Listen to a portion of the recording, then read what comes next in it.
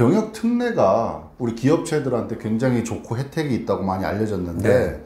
이 병역 특례가 선정되는데 핵심 노하우가 있다면서요? 네. 어떤 게 있을까요? 노하우가 있습니다. 네네. 정답을 알고 네. 준비하는 것이 핵심입니다. 정답을 알고 준비해라. 만약에 대학 입시고사에서 정답을 안다면 네. 스카이 가는 거 누구라도 갈 수 있겠죠. 그렇죠. 그럴 수는 없지 않습니까? 네네. 그런데 정부 중앙부처의 인증 중에서 병역특례는 정답이 오픈되어 있습니다. 네. 그 정답을 알고 준비하는 것이 핵심입니다. 네. 그러면 우선은 이제 병역 특례라는 제도를 일단 모르시는 또 우리 CEO분들이 많이 있으실 것 같으니까 그 제도에 대해서부터 좀 간단하게 설명을 해주시죠. 네네.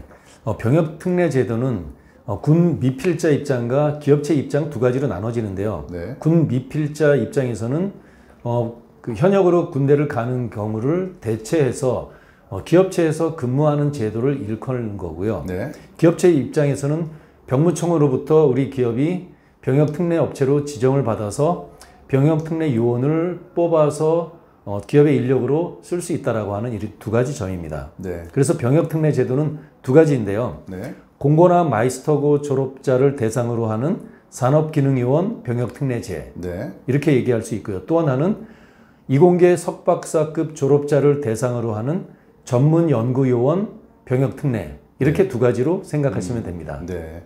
그 아까 처음 말씀하실 때 답을 알고 우리가 문제를 푼다라고 비유를 해주셨는데 그렇다면 이 병역 특례가 선정되는 노하우가 있다는 말씀이시죠? 네, 있습니다. 그거에 대해서 한번 좀 오픈을 좀 해주시죠. 오늘 답을 알려드리겠습니다. 네. 네. 공고 졸업자 병역 특례는 산업기능요원 병역 특례 이렇게 이야기합니다. 네. 만점이 100점입니다. 네. 그런데 합격을 하시려면 40점 넘어야 됩니다. 40점. 네. 물론 업체마다 수준 진단을 하면 30점이 되기도 하고 한 28점 뭐 이렇게 해도 됩니다. 핵심은 모자라는 점수를 채워서 도전해야 되는 것 이것입니다. 네. 또 이공계 석박사급 전문요원 병역특례 제도는 100점이 기본 점수에 플러스 가점이 18점이 주어집니다. 그래서 총점이 118점입니다. 그런데 놀랍게도 전문연구요원 병역특례는 합격 점수가 60점은 넘어야 됩니다. 네. 개별 기업마다 진단을 해보면 40점대 된다면 노력을 좀 많이 하셔야 되고요. 50점 조금 넘어서 난 되겠지라고 하는데 떨어지는 경우도 있습니다. 그래서 안정권에 접어들려면 60점 확보되어야 합니다. 그러니까 이게 뭐 이렇게 딱 60점만 넘으면 무조건 된다 이게 아닌 거죠? 또 이게 아닙니다. 예. 점수는 두 가지 제도가 있습니다. 네. 절대평가 점수, 말하자면 특정한 점수대를 넘으면 합격하는 것이 대부분의 뭐 자격시험이라고 보는데 병역특례 제도는 그렇지 않습니다. 1등부터 순서를 딱 정해서 뽑습니다. 그래서 상대평가 점수라고 하는데 그럼에도 불구하고 전문연구요원 병역특례 제도는 60점은 되면 합격이 거의 된다고 보시면 되고요. 또 공고 졸업자인 산업기능요원 병역특례는 뭐 30점 중간 정도 되면 뭐 가능은 한다라고 보는데 안정이 되려면 40점은 넘어야 된다라고 보시면 됩니다. 절대평가로 1등부터 상대평가로 1등부터 순서를 쫙 해서 뽑는다고 생각하시면 됩니다. 그러니까 40점, 그 다음에 60점은 넘으면 합격권이다. 네, 그렇게 보시면 됩니다. 그렇게 보면 될 것 같습니다. 네. 그러면은 병역특례 이게 합격 점수를 이렇게 어떻게 아까 말씀하셨지만 그 정도를 맞춰야 되는데 이걸 어떻게 하면 그럼 맞출 수가 있을까요? 핵심은 이렇습니다. 먼저 대표님 기업의 현재 상태에서 점수가 몇 점인지 먼저 수준 진단하는 것이 정확하게 돼야 되죠. 일반적으로 보기에 좀 내용이 오픈돼 있지만 오픈북이 예전에 학창 시절에 기억나시죠? 오픈북이 더 어렵다는 거. 내가 현재 우리 기업이 점수가 몇 점인지를 정확히 진단하는 것이 먼저 중요하고요. 그 다음에 그렇다면 합격 점수가 어떤 건 40점, 어떤 건 60점이라고 하는데 그 갭이 몇 점인지를 확인하는 것이 중요하고요. 그 갭 중에서 우리 기업이 과연 어떤 것을 채우면 합격할 수 있는지를 파악해서 도전하는 것이 제일 중요하다고 생각합니다.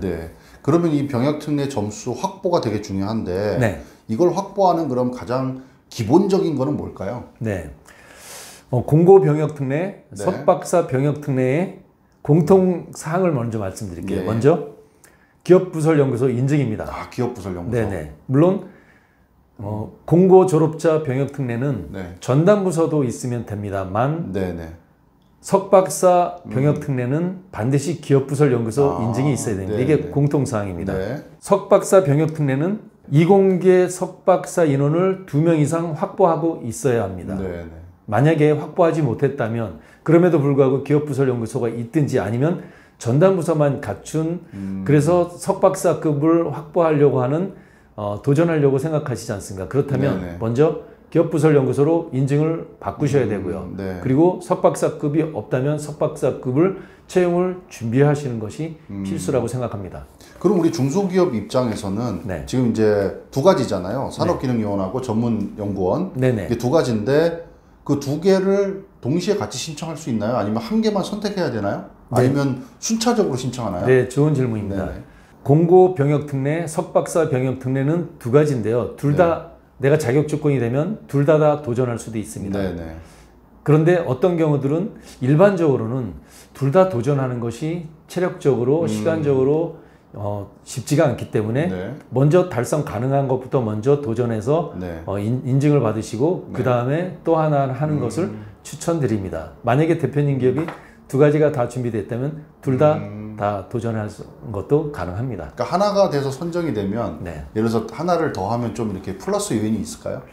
아무래도 준비하는데 하나를 제대로 했다는 것은 여러 가지 국가에서 인정하는 여러 가지 가점 기준을 네, 네. 맞췄다라고 하는 이런 플러스 효과가 있기 때문에 네. 그런 훈련이 됐지 않습니까? 그러면 하나 하시면은 그 다음에 또 하나 하는 것도 가능은 한데 네. 그런데 일반적인 기업들이 대체로는 두 가지를 병행해서 하는 기업은 그리 많지가 않습니다. 네. 생산부 분야도 꽤 많은 걸 확보하고 있고 네네. 또 정말 석박사급의 연구라고 하는 분야도 확보하고 있는 그런 두 가지를 병행하는 기업이 많지 않기 때문에 특별한 경우 두 가지를 하는 것을 추천드리고요. 그렇지 네. 않다면 일반적으로는 하나에 집중하는 것도 좋다고 봅니다. 네네.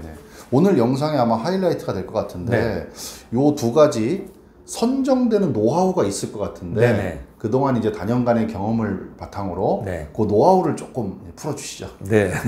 오늘은 노하우 방출하는 날입니다. 네네. 먼저 공고졸업자 병역특례입니다. 네. 다른 것들 다 있는데 여기서는 인증이 핵심입니다. 첫 번째 연구소 인증, 네. 벤처 인증, 이너비지 인증, 메인비지 인증 또는 소재부품 장비 전문기업 인증. 네. 인증이 핵심입니다.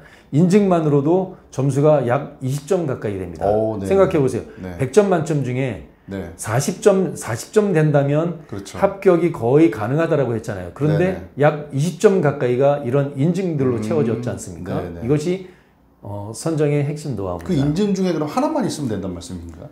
그렇지 않습니다. 네. 그 각각이 연구소 인증 점수, 벤처 인증 점수, 네네네. 이노비즈 점수, 메인비즈 점수가 다 각각이 돼서 네. 합산해서 정확히는 19점인데 약 20점 가까이 된다는 건 거의 절대적입니다. 그럼 인증을 많이 가지고 있으면 유리하다. 네네, 무조건 유리합니다. 예. 네. 그다음에 또 나머지는 그럼 어떤 걸로? 네, 되죠? 예. 이공계 석박사 전문 요원은 네. 조금은 다릅니다. 네네.